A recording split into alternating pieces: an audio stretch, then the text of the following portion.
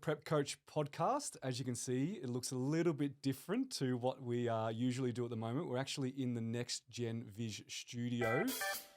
Oh shit, I fucked it. I fucked it up. Hold on, one sec. Beep. Welcome everyone to Prep Coach podcast. As you can see, we're in a little bit of a different place at the moment. We're actually in NXTGEN Visual Studios podcast room. And today we're going to be talking to Alex, the owner of NXTGEN. And the reason why I really wanted to talk to him is because I think he has a really interesting story.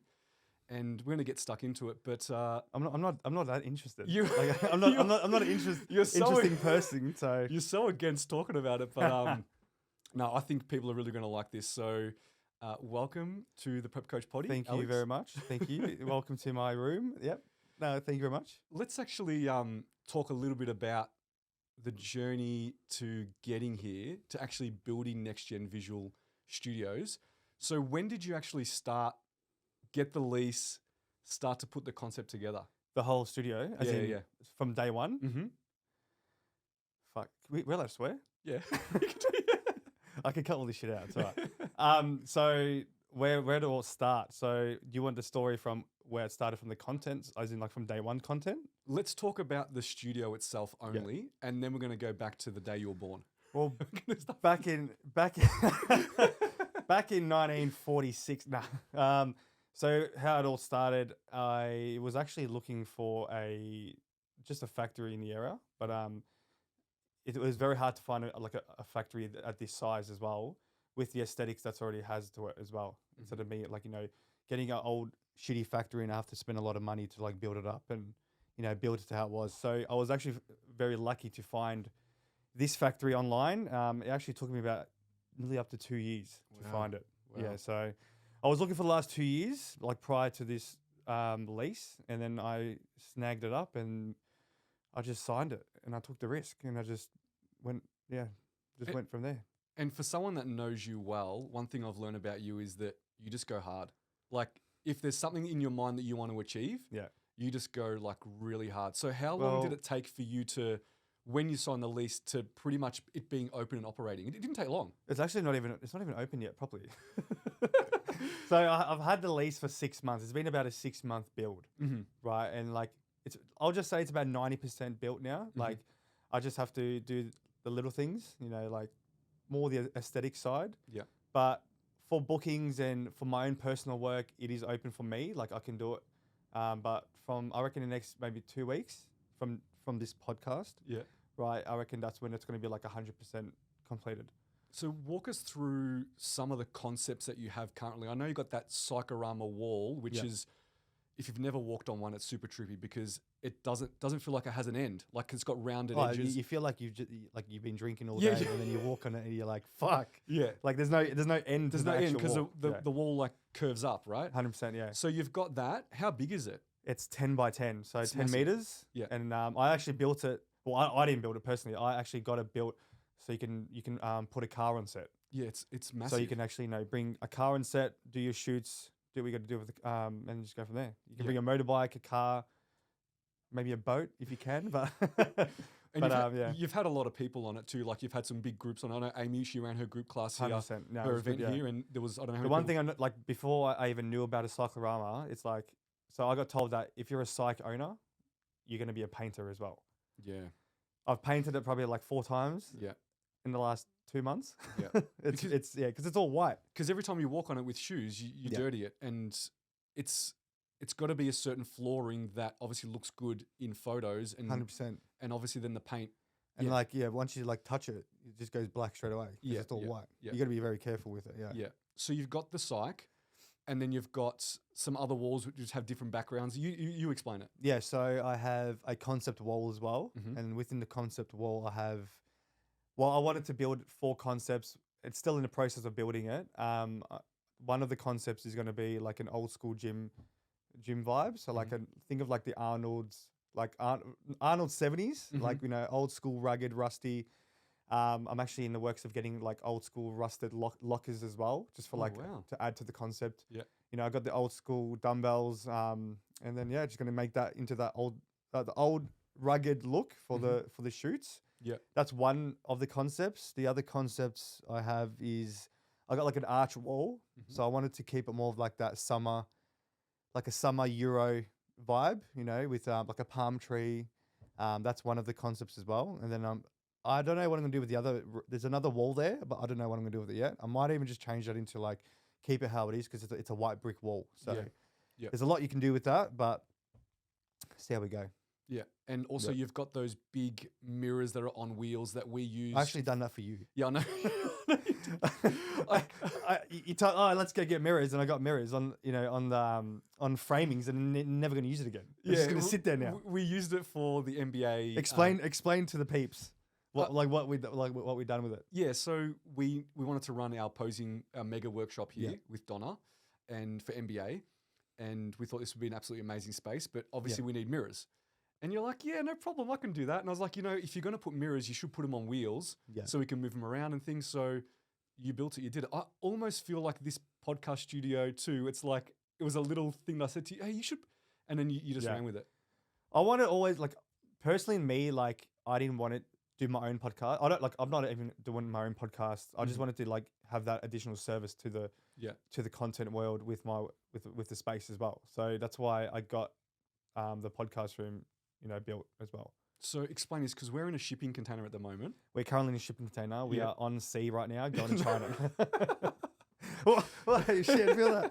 No, we're not. No, but we are in a shipping container, yes. Yeah, and it's been painted on the outside like a graphic. Like so I found this shipping container on Marketplace. Mm-hmm. I just searched, you know, shipping container, 20 foot. Mm-hmm.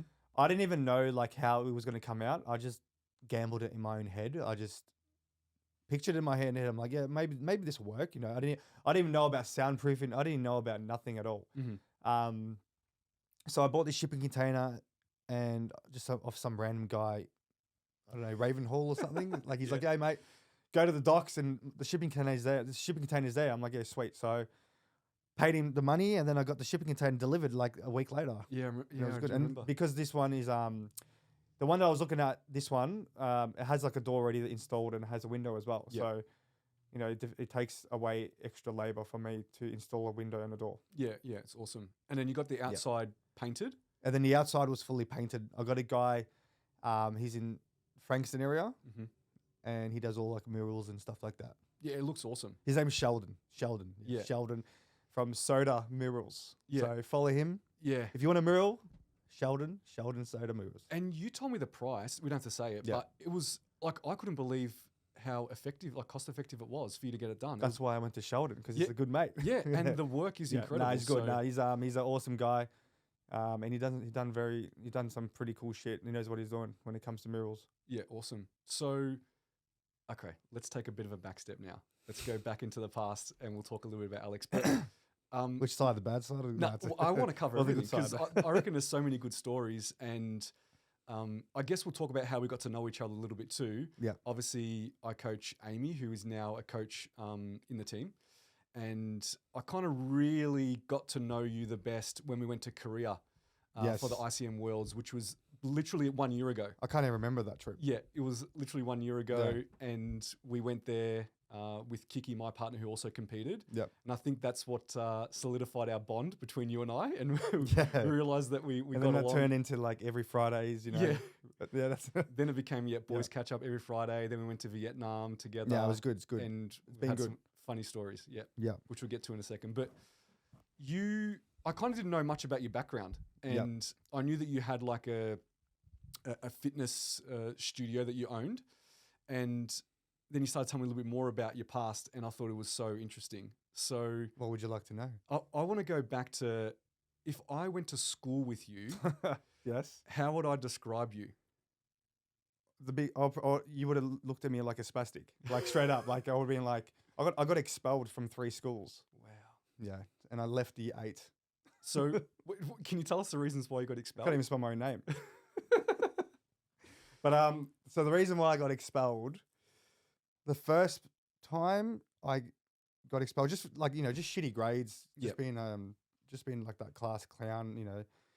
I just hated school, and I think like there was a couple of fights as well and all this, and then I think it was a suspension actually. Suspension that turned into an expulsion. Yeah. So I got suspended and then expelled. It just escalated from that. But the first time, it was literally from just shitty grades, just being a spastic in class, probably like throwing shit around. I don't know, ADD maybe. I don't know. Yeah, okay. Yeah, probably. Yeah. So, like, what do you think made you like act like that, be like that? Did you have like an older brother or someone you looked up to, or someone that would discipline you or anything like that? Or I honestly don't know. I think I'm really maybe like more of a hands-on person. Like I'm not like I'm street smart, not book smart. Yeah. I think that's the way I'll put it. Mm-hmm.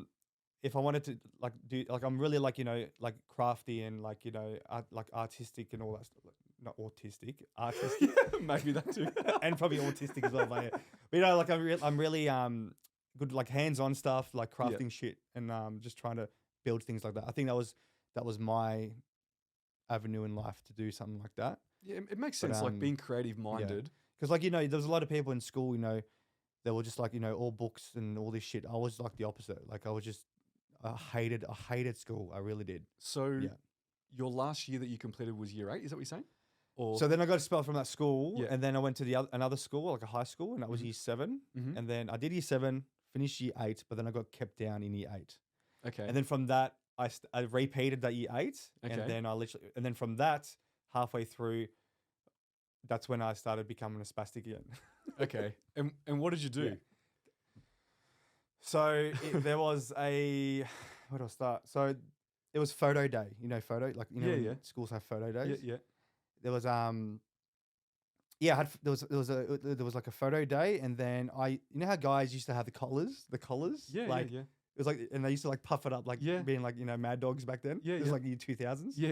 Yeah. So like all the boys had the collars up and this that and then the teacher comes up to me, he's like, Alex, put your collar down, and I'm like I didn't say fuck off, but like I just said like, why do I have to? I look like I forgot the other guy's name. It was like kids. Let's just say it was Nathan. Yeah. I'm like, why does Nathan have a collar? You don't tell him to put it down. Yeah. And that just escalated from that. So then I back chatted to the teacher. The teacher got in my face, and then I actually like pushed the teacher into the lockers and shit. And then like the lockers were like the lockers started doing this, like ricocheting, and then like just fell on the teacher and shit was fucked up. Wow. Okay. And then they thought I like abused the teacher and like assaulted and all this shit. And then they're like, get to the office, and I had to go to the office. Told everyone to fuck off. Told the principal to go fuck off and all this shit, and then I just never returned. Okay. Yeah. So then, what happened after that? Because I know eventually you found your way into the army, right? Yes, that's right. So what was the journey from then? So then, like, I left school when I was 14, 15, and I just had like trade. I was like doing like labor work and just trying to find my feet of like who I really am. Do you know what I mean?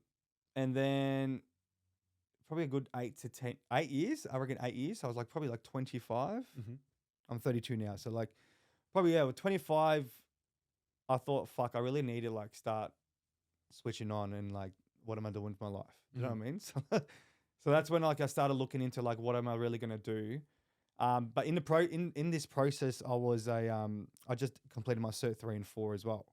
In fitness? Yeah. So I done it, I think it was like 22, 24, I think. Yeah. Just before the 25th. Yeah. Because that's when I started like applying for the army and stuff like that as well. So then like I got my certs and I started doing, just in the gym, working a good life and all this shit as well. I think that started my fitness journey, like, well, not journey, but like in this industry. Started doing that for a couple of years. And then in the process, I was like, fuck, I don't want to do this. As in like at that time, I just really wanted to do more things. Then I thought I would join the army. And then I applied to do the army, and then I fucking got in. Yeah. So did you know anyone else had been in the army before? No. So it's a long when it comes to the defense and that, it's a long process. Yeah. It takes maybe up to 1 to 2 years. Wow. Okay. It's like the police force. It's the same as that. So in the process of my application and all this, there's like about 8 steps to get until you get in. Okay. So like the first 2 steps, I didn't really take it seriously. I was like, whatever, I'll just fucking go, just do the interview, do what I got to do.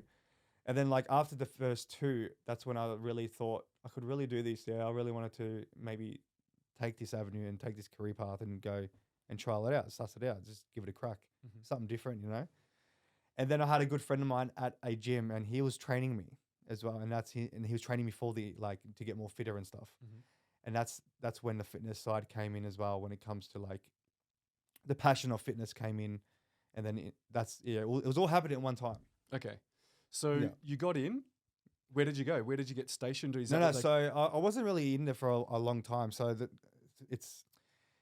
I was based like when you join the army, you do your basic training, and then you go do your initial employment training, which is like the job that you actually want to complete. So say if you want to be a rifleman, you would go to Singleton, and then it's in the middle of buttfuck nowhere. Like you literally go there, and then you stay there for like another year. Okay. And then you do your actual job specific training for that actual job that you've applied for. So then I done all that.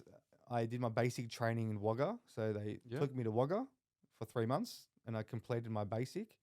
And then from the basic, they flew me to Singo. And then I done another, another 8 months. Yep. And then from the 8 months, then to Townsville. So tell me some of the things that happen in the army. Do you still speak to some of the army guys? Oh, I do a couple, I do maybe not very much. Like a lot of people have left as well. Okay. A lot of people, because you do your 4 years, and then it's either you want to stay or not, A couple did serve overseas and stuff like that. I reckon if I stayed maybe another year, I would have maybe gone overseas. Yeah. I'd love to go overseas. It would have been a good experience as well. The money's good as well. Okay. So that's why everyone does it. But other than that, a lot of people that I know now, they've either left or maybe like at 5%, they're still in. Okay. But I hardly speak to them. Tell us some of the training or some of the things they put you through to really test you, either physically or mentally. I know you've told me some stories. Yeah. And I know you're mentally tough because we went to Bali, we had the retreat, we had to climb Mount Patua. Yeah, that was pretty fucked up. In the dark. Yeah. It was pitch black dark, literally. And it was raining very, very heavily. Yeah, it was, yeah. And you just had back surgery, maybe was it 6 weeks prior? 6 weeks. A major back surgery. Yeah, major back surgery. And you still climbed that mountain, which I was like, I can only think the only reason why this guy is still going is because of the mental toughness that he has. Well, I didn't want to be like a little bitch about it. Well, to be honest, anyone would have been perfectly fine with you saying like, I've just had surgery. I think I'm done here. Look, I'll be straight up. Yeah, there was a point in that walk, right? Yeah. Halfway up, like I wasn't training for like 3 to 4 weeks. That's right. 3 to 4 months. That's right. Because of the surgery and shit like that. Yeah. And then I was on this fucking mountain, and literally halfway through, I was really questioning my life. I was just like, what am I doing here? Yeah. But like I didn't want to give it up. I'm halfway through. If I did half, I could do another half. Why can't I do that? You know what I mean? So. Yeah, like even the participants at the retreat, and we're talking about all fit and healthy people. Yeah. I think we got to like the 70% mark, let's just call it that, 70% of the way up, and there's like a landing there. And that's when the rain really started to fall. Oh yeah, it was really pretty heavy. It was pretty really heavy. And honestly, I don't even know how they let people up there. Yeah. Like, yeah. That was pretty fucked up. The way, like, the more we think about it, it's really bad. I look back at that and think, how did we do that? But also, I think to myself, I don't think I would have wanted to do it any other way because it was so mentally tough. It built character, and we would never ever forget it. For everyone as well. For everyone. Like, how many people were on that trip? There was like, what, 15 to 20? 20 people. Yeah. Like, everyone was super tough. Like, they went hard with it. Yeah. Yeah. Yeah, I think it was huge. This mountain, it's a volcano. Yeah. It's not a mountain, it's a fucking volcano.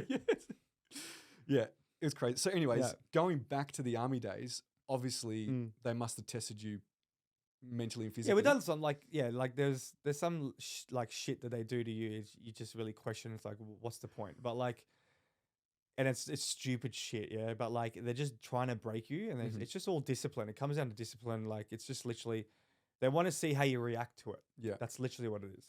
Do you know what I mean? I think you told me a story about digging a trench. Yeah, so like, so we had to. It was like a sleep depth. It was like a sleep depth. Like a test for you to see if you can stay up and fucking dig a hole to see how you react to it.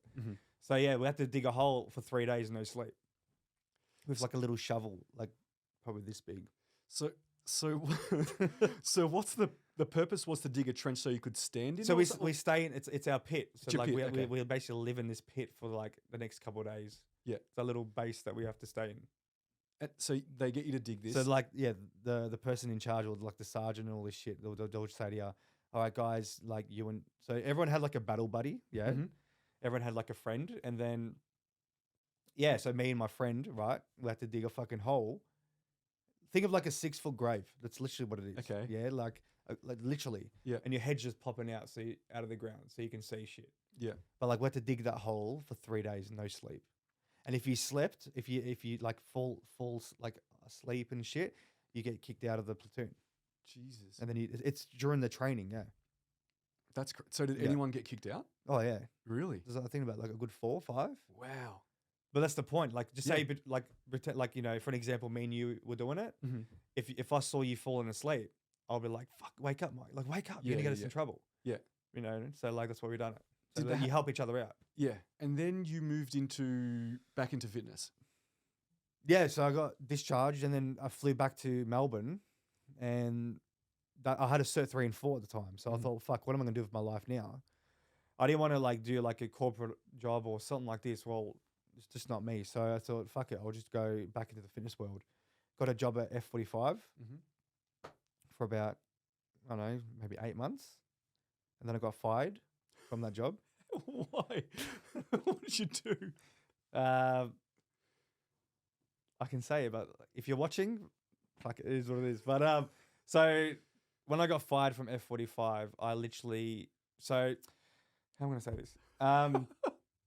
Every Saturday, there's a class called Hollywood in F45. Yep. People probably know if they're watching. But there's a class called Hollywood, and like that class is like super vibey. There's a DJ. Everyone goes hard, right? There was the DJ was there, and he was like really pumping the music up, like fucking heavy, yeah. And then like everyone was just like vibing. It was a good class. It was a full class.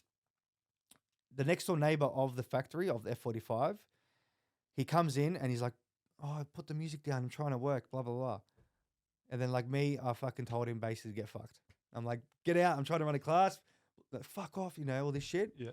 And then he told the owner, and then the owner basically fired me on the spot. Wow. Yeah. Okay, so that ended. Because I tried to have a good class, and they didn't want to have a good class, apparently. Okay, so then after that, you decided to do your own thing. So then from that, I literally, I just said, well, why can't I do this on my own then? Do you know what I mean? So then I just found a little factory in Kilo East, and then I opened up my own gym. Yeah. And what would you call it? Would you call it more F45 style, a bit of a blend, It's something like different? more of like it was more like strength, but still like a group fitness class. It is a group fitness class, like, you know, it held up to about 12 to 15 per class at the time, but it was a very small facility. Like it was probably 138 square. It was very small. Yeah. Yeah. So I got that, and then I just did my own classes. You know, I had fucking nothing to no equipment as well. It just grew and progressed from that. And you built that to a pretty thriving business, right? Big member base, big community. So it's a long story with this as well. So like, this was just before COVID, 2019. So I was only open for like 6 to 8 months. And then COVID hit, and then we were all locked down for like 2.5 years. So I went through the pandemic with the gym, but I did survive it. It was, and it held up, you know, so that was a good thing. And then, once the COVID lockdowns came down, that's when the gym just thrived. Yeah. Yeah. Okay. And then what do you think enabled that success of that one there in comparison? I know you talk about community, making sure 100% community. Yeah. 100%. Like when it comes to a group fitness center, you need to have community. Yeah. That's with every business as well. If you're working with customer service, and you need to build community. Yeah, because there's so many, you know, of those concepts around those type of fitness facilities around. How do you distinguish yourself from everyone else? You have to build community, otherwise you got nothing. Yeah. So how did you do that? What was one of the key things that maybe other people can take away if they're? I think it was like, because it was a small facility, so like it was very more intimate, and I was just myself. Like I wasn't hiding who I really was. Yeah. Do you know what I mean? Like I swear a lot. Yeah, it is what it is. Like just how I am. Yeah. Like I was swearing in class. Like I don't care. Like this is my place. If you're not happy, fuck off. Yeah. Do you know what I mean? Like I'm not gonna fake who I really am. Yeah. It is what it is. And the classes were pretty good. Like, you know, the conditioning side, the strength side, I try to, you know, add more barbell work within the class as well. Like, you know, people really thrived it. People enjoyed it. Yeah. And the vibe was good. The people were good. I remember you telling me a little bit about the software that you use, the programming that you use that used to flash up on the screen so people knew what they were doing. Yeah, so that is it's like a whiteboard, but it's literally on the screens. That just came out. I was actually one of the trialers. Yeah, okay. For it's called CloudFit. So if you're watching CloudFit. Yeah. But yeah, so it's like basically like F45 started it, like when it comes to, you know, the man on the screen and shit. Yes. And then like someone else made a better system of it. Sure. Do you know what I mean? So yeah. And then they just reached out to me, and I think I saw it on Instagram, like one of the ads, and I just said, "Fuck!" I was just see what's this, and I'll suss it out, and then I got that, and I think that really helped with the business as well. Yep. You know, it looked more professional instead of me using a bloody whiteboard. Yeah, of course. Yeah. And then during that time, is that when you started to get into content creation? Because I know that's one of the things that kind of helped with your business, especially through social media. Yeah. Is you were capturing. At that time, I didn't even know how to use a camera. I wasn't even looking in cameras. I wouldn't even think that I'll be sitting here in a podcast room talking to you about this right now. Like it just happened. But how it did happen, I needed to make content for the gym. And at the time, like, you know, it was a starting business. Like I didn't have any money. Like I have no money to put into ads, and, you know, all the money that was coming into the business, I was just putting it back into the business to grow it. But the only reason why I got into the content side, or because I couldn't afford to pay someone or a photographer or a videographer monthly to come every month. So then were you just self-taught? You just bought a camera and started so I going? literally just went on Marketplace again. Marketplace is good, man. Fucking find everything that shit. But yeah, I went to Marketplace and just camera. And then I think I Googled or YouTubed like entry-level cameras, and then I just found one I found one that I could, you know, resemble to, and then I went into Marketplace and I got that camera. And did you start off with just mostly photography, then into videography, or? Yeah, 100%. So I literally started doing the content for the gym, because, as I said, with the couldn't afford it. But then from that job, as in content for the gym, it turned into a passion. Yeah. And it was like a getaway from work and life and everything. It's like, you know, like an artist painting a painting. That's how I felt with the camera. Yeah.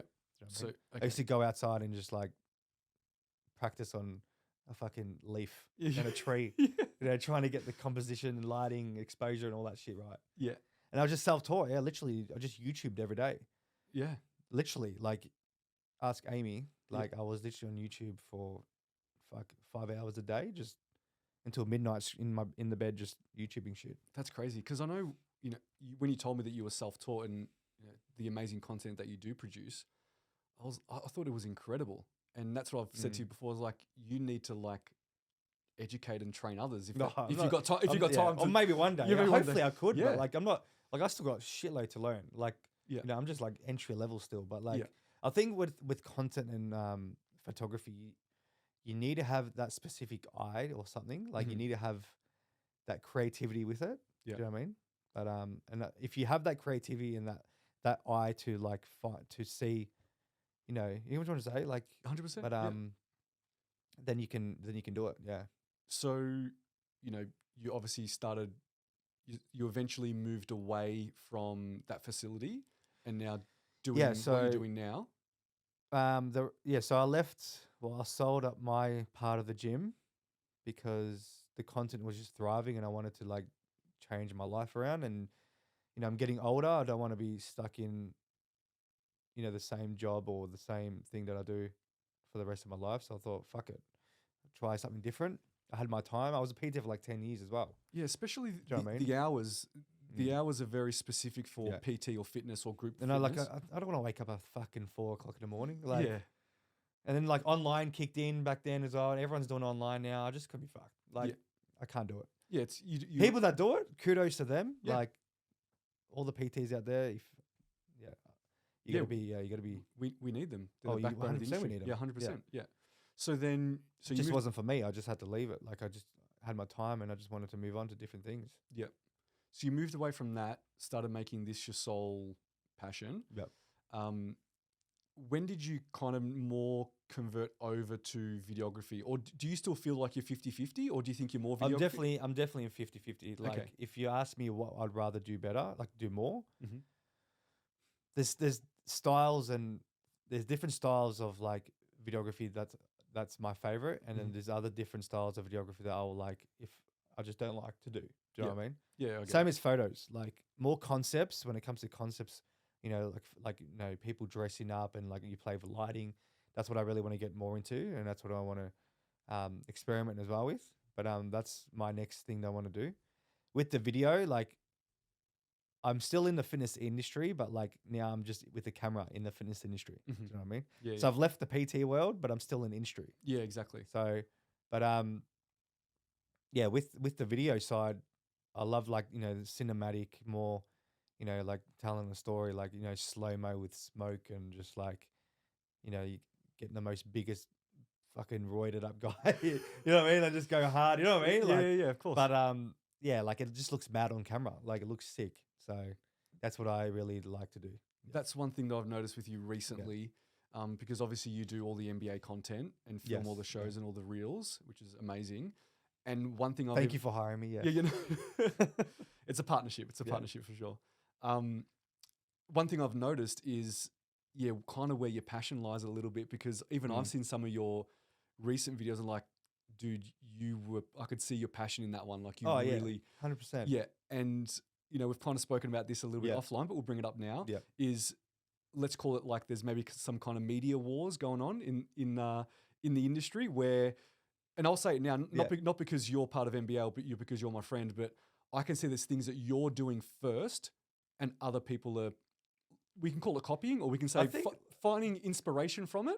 Probably inspiration. Like I feel like that's with every industry, but like I've noticed that as well. Like even with the coaching industry, like like you have a coach that does one thing, and then another coach is literally just gonna copy it. Like it's just sure. You know what I mean? And like it is shit, but then it's like fuck, like maybe my shit's actually, inspiring other people, and that's what I want. Do you know what I mean? So if they want to do that, but then they can do it. Yeah. I'll just try and become better. Yeah, I guess it's twofold, right? One is, you're kind of, you feel humbled and grateful 100%. that, people look at your content and find inspiration and then therefore want to try to replicate it or take 100%, take that on board. And especially like when people, like I was at the gym the other week and someone comes up to me like, oh, I just got a new camera. I love your shit. How do you do what you do? Yeah. Like I'll sit down and teach them exactly how to do it. Yeah. Like I feel humbled. Yeah. Do you know what I mean? And that's another reason why us boys do the potty is, we just want to educate and level everyone up. So, because then it helps us level up too. And I guess that's what's going to happen with you. And I've seen happen with you is all your content has gone next level and it continues to grow because you're also seeing that people are trying to catch you too. Yeah. 100. Yeah. Well, I think so. I don't see it much, but like, if you say so, yeah. From an outsider's perspective, that's what I can see with what you're doing at the moment. Yeah, cool. Yeah. Well, that's I'm doing something right then. Definitely. Yeah, that's good. Definitely. So, do you think that like in future you want to just stick to videography only and only do photography when you're like in your studio doing those kind of things? Yeah, 100%. So like my end goal and end vision of how I want to, people to know who I am with my work is like more of that cinematic videography when it comes to in the gym or any type of fitness related things or videos. And then when it comes to photos, photo shoots, concepts, different lighting, just experimenting different concepts. Awesome. Yeah. So I want to shift back now and talk about fitness, but I want to talk about your fitness journey itself, right? Yeah. So what fitness journey? Well, you laugh, but I've seen photos of you and when I had the gym, I was more on my feet. I was like training every day. I was doing the classes. Yeah. And then like it's like you change your life and then shit happens. Yeah. And I kind of want to get into that a little bit because I think people that maybe aren't competitors but still fitness enthusiasts, they can find it hard to have a bit of a balance and to find, what works well for them. Obviously, when you were, obviously when you're in the army, you were super fit, had to be, right? Yeah, 100%. And then coming out of that, starting the fitness facility, super fit during that time. Yeah. And then in COVID too, I know you kept it up and you kept training really hard. The reason, because like there was nothing else to do as well. So I was just like really committed into the fitness and then going hard with it. I should have competed back then. Yeah.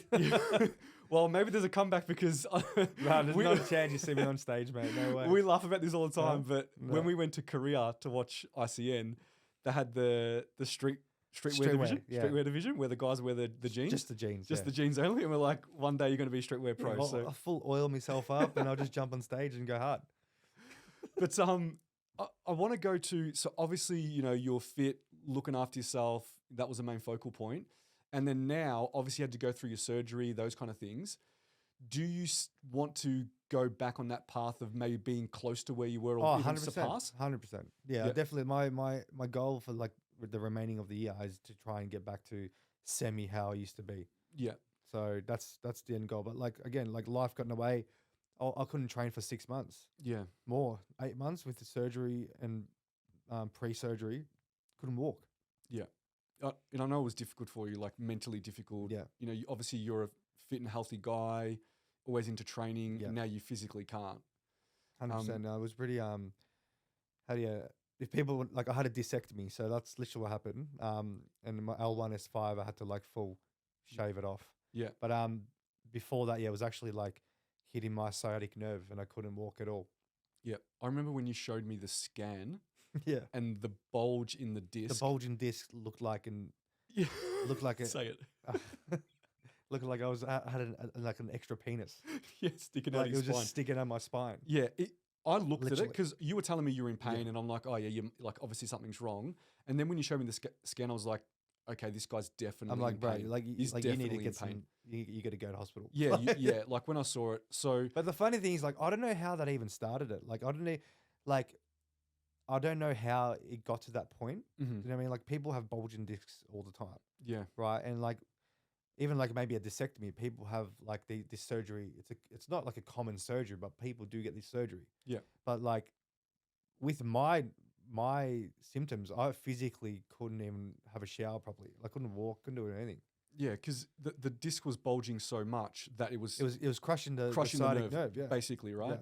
Yeah. My whole left leg was completely like turned off. I remember you couldn't sit. Your hammy was always you always had pain down your hamstring. It was really bad. So that surgery literally just shaves the bubble off, right? It just shaves the just rips it all out. Rips the bulge out. Takes out all the fucked up disc. The extra juice that's there that's popping out. Yeah, basically. Okay. But it was crazy, but the recovery was awesome. Like took me a couple of weeks and then I was climbing volcanoes like in Bali. So you said there was an immediate relief from the pain. Straight away. Immediate. But I was pretty high as well. Of course, but even within the weeks. Because when you visited me in the hospital, like literally that day, I woke up, I was like, fuck, this is a miracle. Like, no, I could walk. Yeah. I physically could not walk yesterday, and then now I can walk. Yeah. Yeah, it was crazy. Yeah. So are you now on the road back to... Yeah, 100%. Yeah? 100%, yeah. I'm definitely going to get back into it properly. So... But again, life got in the way with the studio, and it was just... It took over my life. Yeah. I had the surgery, and then like the studio after that. But now, because the studio is complete, I'll have time to actually... And NBA is complete now, so... Yeah, for the season A. Yeah. But last month it was just pure hectic. Because I know we spoke... It was actually at the retreat we spoke about this. We spoke about like balance, and for you kind of have that mentality more so to push for one thing really, really hard, like pushing to build the studio, pushing to build your fitness facility, always pushing hard. Yep. That's why you're successful in everything that you did. You built that fitness facility from nothing till it thriving, and then same as this, right? You've built it from nothing, and now. Let's just call it, you're probably one of the best in the industry, right? No. Yeah. No, I'm not. Come on, mate. No, can't be saying that. Hey, if Charles is watching, hey. No, but Charles is photography, right? Let's give him that one, right? He's good. No, like honestly, there's a lot of big dogs in the industry. Yeah, of course. There is. Of course. But from being self-taught and how long you've been in the game. I've only been doing it for like a year and a half. Yeah, that's what I'm saying. To be at the level that you're at. 2 years, yeah. And obviously that's a testament to you just pushing hard, right? But then we spoke about how other things can give and other things can be put to the wayside, like fitness, for instance, right? So how do you think you're going to now find that balance? Because, you know, you might have some breathing space now because the studio's done, NBA season is done, you've got a bit of breathing space, but you might get itchy feet and find something else to do, right? You might fill your time in. So I feel like maybe I might compete, Michael. Maybe I need a coach. But I feel like I've found what I really want to do now. Like when it comes to the content, the studio now, and just focus on myself, like more of the fitness side, and that's it. Yeah, I'm pretty content. Do you know what I mean? I'm pretty happy now, and just see what. Never know what might pop up in the next couple of years. Yeah, because we spoke about how like you can have goals in life, but then there's still pillars, and the pillars are obviously health is one of them. You know, family, relationships, your finances. You know, you don't want to be living on the street, right? So there's some pillars that you need to uphold, even when you're pushing for a goal or a career or something in your life. So that's what we kind of spoke about. At a minimum, if you don't want to be a bodybuilder, you still want to be somewhat fit and healthy and looking after yourself. Yeah. So we always talk to people and tell people that at least keep those pillars afloat if you're pursuing anything in life. And 100%, I feel like, fitness is literally the top and the top of the spear. Yeah. Like you need to be fit to be fit in everything else in life. 100%. And I guess you going through an injury kind of shows you that and gives you that insight, because I know I'm a little bit older than you, and as I get a little bit older too, I think to myself, like, you really have to look after yourself. And then when you look at your parents and, you know, they're in their 70s or beyond and they've got aches and pains and they can't do certain things, you think to yourself, like, are you gonna be like that? You know what I mean? Yeah. And you think, okay, health is like super important. 100%. And I think that we're going to be a healthier generation when we're in our 70s and 80s, hopefully, because people are more into fitness. And obviously by the time we're 70 and 80, we'll still be competing. You know, hopefully you can still do my reel for me and stuff. You know, still imagine me like, you know, with a walking stick and a gimbal. Yeah. Hopefully see what happens. Yeah. But like you said, you need to have some form of like that fitness base within you to succeed with anything. Yeah, definitely. If you can't be fit for your work or for anything, how are you going to succeed? Totally get it. Do you know what I mean? So that's the way I look at it. So what's the next level of progression with NXTGEN? Are you thinking that you're going to be a one-man show? Are you going to get people to work with you? I would love to have maybe a couple videographers or photographers within the studio that, you know, that's maybe like subleasing or sub something in the studio with their work. But I don't know. I really don't know. I'll just take it day by day. I don't plan shit in life. Like that's what when people say to me, "Oh, do you plan?" No, I don't. Like I'll wake up and like, fuck, I just want to open a studio, and I did it. Yeah. You know what I mean? Yeah. Well, it's obviously I wanted to become a videographer, and I just picked up a camera and just learned. Yeah. It's obviously working. I think that's what I've done my whole life. And it's crazy because like you got so many people that just plan, but does the plan ever go to the plan? Well, that's the thing, right? Sometimes you just got to go for it because you got to have some sort of like, of course, like base level of a plan, but that plan's not going to go 100%. Well, sometimes you just got to risk it, right? And that's the thing, you need to have the risk. You got to have the risk. Yeah, like for me, I was in corporate. Well, I went into uni, got my engineering degree, worked in that industry for X amount of years, and worked in corporate for X amount of years. Well, that's the thing with you. Just say like, what, you went to uni and stuff like that. Did you ever think that you're going to be a prep coach? No, but I took a risk, right? Exactly right. And there would have been that transition from that corporate world. You know, you're making some good coin, and then now you got to like drop everything. Yeah, and then you got to just risk it. Yeah, and to be honest, would you rather have good coin or would you rather follow your passion? Well, follow your passion. The coin comes, right? The coin comes, yeah. Of course it does. And that's the thing is like, you know me, I'm pretty structured. I'm a planner, right? But I could plan the shit out of that transition, but if I just kept overthinking, I never would have done it. So sometimes there's an element of what you do 100% that people need to take on board. It's like sometimes you just take the leap and you just need to go for it. What made you do the switch? Like what like flamed in your brain, or what made that switch? I think it was just the daily grind, the monotonous, just going to work, coming home. Because you had a corporate job, yeah? You literally had, what, you're working from 9 to 5 every single day, Monday to Friday? Yeah, in an office, no Saturday, in just a city, earning good money. Yeah. But I just... But were you happy? No. And that's the thing. But were you... before that, were you doing the engineering or what were you doing? Yeah. So I got my engineering degree. I worked for Toyota for like 4 to 5 years. So during the engineering degree, did you ever question yourself saying, do I really want to do this? No, I actually enjoyed engineering. I actually enjoyed what I was doing in automotive, but then it died in Australia. So like Toyota left, Holden left, they all left.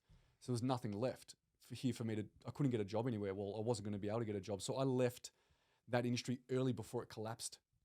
And I got into project management at ANZ in finance. And then I was just like, now I'm an office worker 9 to 5. So how did you get into the prep side? How did you get into the coaching? Yeah, so when I was in uni... The roles are turned. I know, I'm interviewing you now. True. I was always into training and always into fitness. I've actually got... My dad actually found me the other day. I've got a photo of him and I training when I was like 4 years old. I'm in the background doing a little bench press while he's doing bicep curls. Hitting PBs. Yeah. So I was always into fitness and training. And then I competed during my engineering degree, and when I was at Toyota, I actually competed during that time. And back then there's no prep coaches and nothing like that. It's all self-taught, right? And obviously then when you're the person in the gym that's done a comp, everyone's coming to you for advice. And then they started to get success. I was like, oh, this is good. I can tell people my experience, teach them, then they can have success too, and then so on and so forth. And I found it really, really rewarding. But it wasn't going to make me any money because it wasn't a job back then. There was no prep. There was no industry, right? So I just plodded on with my life and changed my career to project management. Because you went straight to online, didn't you? You never worked in like a gym. No, I did. You did? Yeah, I did. Yeah, I did. So I went to corporate, was there for 5 years, earned good money, was able to buy a house, blah, blah, blah, and then made a like an educated risk or a calculated risk where I saved up enough money to go, okay, cool. If I make this leap now, and now because there is an industry to jump into that wasn't there before, I reckon I can survive 6 months on my savings before I actually need to be making some good money. And so you had to take the risk. I had to take the risk. Had to. So you had a 6 month plan. Yep, had 6 month buffer to be like, I need to at least make X amount of dollars in 6 months for me to not run out of my savings and for me to still, support myself. And that's what I did. And I went straight into face-to-face. And I did face-to-face for, it was 3.5, 4 years. And then COVID hit. But during that time, I was doing online and face-to-face. It might have been 50-50. And I slowly converted it to more online, less face-to-face, more, less. And then when COVID hit, it had to be 100% online. And then after that, I was like, well, I'm just staying 100% online after this. And that's what I did. So COVID was basically a blessing in disguise. Well, for me, in a way, it kind of made my clients see that you can be online and it's fine, right? Yeah. I feel like when it first came out, the online space, people were just taking the piss of it. 100%. They were just like, how the fuck are you going to train someone online? Yep, totally. You know what I mean? And then, you're right. COVID hit and there was no other way to do it. So then people started to see that, okay, this actually works. Like you can actually train someone online. And also too, I trained majority competitors online, and a competitor knows how to train. They know what they need to do. Then most of them don't need you to see you face to face for you to push them through sets and reps and those kind of things too. So it worked really well for the type of coach I was or I am. So that's how I made that. So how'd you get in? Like, because prep coaching and normal coaching is two different things. Mm-hmm. How did you get into the prep coach side? It was always a passion in the direction I wanted to go in. So I started that from day one. So you were self-taught basically as well? 100%, yeah. My first clients were all prep coach clients. None of them were general pop. I only got general pop because I needed to finance myself. Yeah. That's what kept me afloat. My gen pop kept me afloat whilst I grew my prep coach business. If that makes sense. But it was self-taught. There was no comp prep course you could do or anything like that. It was all about just forums, podcasts, articles, talking to people. Remember the forum? Is it bodybuilding? Bodybuilding.com forum? Is that on? No, it's probably dead. Puppy Day Day. Yeah, but that's what you had to just read. That was literally like the Instagram back then. It was. Yeah, all forums. Yeah, it was definitely. Just forums, yeah. And then it tried to go into Facebook groups, but never really worked. Yeah. But that's what we had to do. We just had to keep reading and just taking on information, trying to decipher where the commonalities were, and then put it into practice, and then get feedback and and then you just build your your knowledge that way. But now we have podcasts like this, where we've gone through all the mistakes and we know what works and what doesn't work, and we can just openly tell everyone what works and what doesn't work, and teach people and level the industry up. So 100%. So that's what we're doing. That's what we are. That's good. So we're in the potty studio. Talk to us about this, bookings, how it's going to work. Maybe push some fancy buttons for us over there that make some funny noises.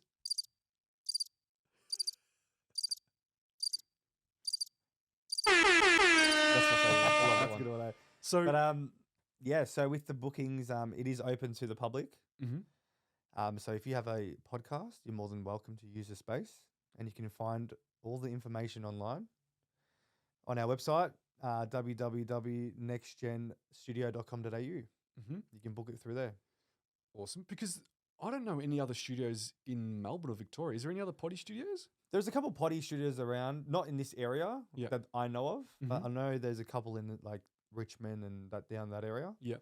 But I don't think they have like an actual proper studio attached to it as well. Okay. Like a photography studio. Yeah. So that's what I tried to build, something different. I wanted to, have a bit more of like a bigger space and like more services as well. Yeah. So then outside of the studio, outside of the podcast studio is your actual studio. That's right, yeah. So how does that work from a bookings perspective? People... The bookings, it will be all on the same. So literally just on the website of nextgenstudio.com.au, and then you can booking either a 2-hour, half day, full day. You can even book with lighting. You can even book in-house photographers or videographers, anything you want. So that's them using the space, not with you as the photographer. No, that's right. No, that's just using. Yes. So anyone just the space. Yes. Anyone can come in, rent the space. And that kind of stuff. And we also do have memberships as well. Okay, perfect. And then what if they want you to? If they want me, then they'll just have to do an additional. It's all linked on the website, so okay, cool. You can just that's the in-house photographer, which is me. Yeah. Hi, hello. Yeah, I'm the in-house photographer. But if you want the in-house photographer or videographer, you can just add that to your booking onto the service, and then I'll be here. Awesome. Yeah. I want to finish off with a funny story. We're going to talk about Vietnam. so which funny story? We went there September last year. So we had known each other for a couple of months, maybe 6 months or so. Yep. And my best mate Drew, which some of people that have listened to this podcast, they know that Drew's not single anymore. But we went to Vietnam. You and I bunked in the same room. And I learned a lot of things about you during that time. Yep. One of the things I learned about you is you like to go walkabouts at night. Yep. So we would go out after a big night. We'd come back. We'd sit at the table, you and I, and we'd make sure we're nice and hydrated before we go to bed, so that we wake up nice and fresh in the morning. We'd have a bit of a conversation, make sure you and I are all good, and then say goodnight and go off to bed. So just so I can do the lay of the land to everyone, we're in an apartment, a serviced apartment that's attached to a hotel, right? To get into the serviced apartment, there is an elevator that is specific for the apartments, but it's amongst all the other elevators for the hotel, right? It's like a business in a business. Yeah. That's how it is. Yeah. It's in the same building, but certain levels are for the serviced apartments, building, and you use a specific elevator. There is a reception, but it's the hotel reception. And to get up into the room, you just hit the elevator button and you go up. Don't need to scan a card like the other elevators are going to the hotel. So anyways, after a night out, came back, drank our water, got hydrated, said goodnight. I went off to my room, you went off to yours. I was pretty fucked up as well. Yeah. I was pretty drunk. And then I wake up the next morning and I had, I think, around about 30 missed calls between the hours of 2:30 Probably pushing a.m. 40. Yeah, 40. Yeah. 2:30 a.m. till 4:30. So 2 hours, let's call about 30 missed calls. Yeah. I had my phone on silent. So I wake up to this and I think, is Alex all right? So I went over into your room and you're sleeping. I was like, okay, no problem. Like, he must be fine. He's in his room sleeping. So then the next day we all go out to breakfast and then you tell us the story about your night. Tell us a bit about your night, Alex. Hang on. So yeah, like as Michael said, we went out for the night, came back. It was like literally it was what, probably 3 in the morning, 2 in the morning, 2, 3 in the morning. And then I wanted to keep going. I wanted to keep partying, going out. We're on holiday, man. Like I'm not gonna go to bed at 3 a.m. So yeah, we went back to the hotel. Michael went to bed, and then I went downstairs from the hotel, right? But because I was so drunk and I was drinking the night, in my mind, I thought like I was just in Australia, in Melbourne. I forgot all about like me being in actual Vietnam sort of thing. I don't know, it's weird. But yeah, so I went down the street and then I noticed that everything's closed, right? So then I went back to the hotel and then they wouldn't let me in the hotel, right? And I'm like, why? Like, what's going on? Why can't I get to the hotel? They're like, you're not in this hotel. And I'm like, what do you mean I'm not in this hotel? They're like, you're not in the hotel. Like they're trying to speak in English and they can't speak English, right? And then I'm pissed off my head, right? So I'm arguing with the lady at the front saying, why can't you let me upstairs to the hotel room? I'm like, Michael, he's staying here. Like, check in your system that there's a Michael here. They're like, there's no Michael in the system, right? I'm like, what do you mean, bro? We're fucking upstairs, right? They're like, no, there's no Michael in the system. And I'm like, what are you? I was losing it, yeah. I was like, because you didn't have a key. I didn't have a key. I left you had the key. I just left the hotel room, right? Where you put a thong in the door to wedge the door open. So I put I had a little shoe or a thong or whatever, and I put it against the door so it's not closed. Yeah, that was my key. But I didn't know you needed a key to get upstairs. Well, you thought you needed a key. Sorry, I thought that I needed the key to get upstairs with the hotel. You know how you go in in an elevator and you got to like swipe the card to go upstairs to your room. Well, that's what they do in like Melbourne and every other hotel. But this one wasn't doing this, right? This hotel wasn't doing it. So I literally just kept arguing with this lady at the front, and I'm just like, why aren't you letting me upstairs, right? She's like, there's no Michael here. I'm like, am I living in a fucking Matrix or something? Like, am I in a different world here? Like, what is going on? Probably arguing for about 40 minutes. And then she's like, maybe he's in the apartments above the hotel. And I'm like, what the fuck you mean the apartments? Isn't this the same building? Like, we're all in the same building. She's like, no, there's apartments above the hotel. I'm like, well, why didn't you tell me this 45 minutes ago? Instead of me sitting here drunk with my head, yelling at everyone, getting security about to escort me and all this shit, right? Like, it was a complete misunderstanding. So you were arguing with them for like an hour. It was a good hour, right? Because you thought you needed a key to get up in the room and to get into the the Yep. And then she's just like, just go there just to the go elevator, to the elevator and go up. And I'm just like, fuck, I look like a dickhead. I look like the biggest idiot, right? The whole hotel lobby was looking at me, right? Because I'm yelling off my head saying, why can't you let me upstairs? They're like, just go, man. Just go. Just use the elevator. Just go. Just go. But me, like, initially thinking that I needed a key to go upstairs, but I didn't have a key. It was just, my mind was just... You couldn't comprehend. Yeah, I couldn't comprehend the whole situation. So we learnt to not let you go walkabouts by yourself. You can't leave me at alone. night because God knows what you're going to get up to. This full security was going to kick me out of the hotel and shit. And then for the rest of the trip, we had to avoid the front desk because they knew what you looked like. Because I knew who I was. Yeah. I was this drunk spastic making an issue downstairs when I could have just walked in the elevator and went to the hotel room. And came back instead of making a whole scenario out of it for no reason. Which is what you eventually did and you came back. Stupid. But it is what it is, huh? We had some fun. We had some fun, definitely. It was a good trip. It was good. Got to make another one. Definitely. All right. It was good chatting to you. Thank you very much. I enjoy your story. Hopefully everyone else did. Thank you. And thanks for having us here. We obviously want to use the potty studio for 100%. the podcast moving forward, but we've got to wait for Scotty to come back. Yep.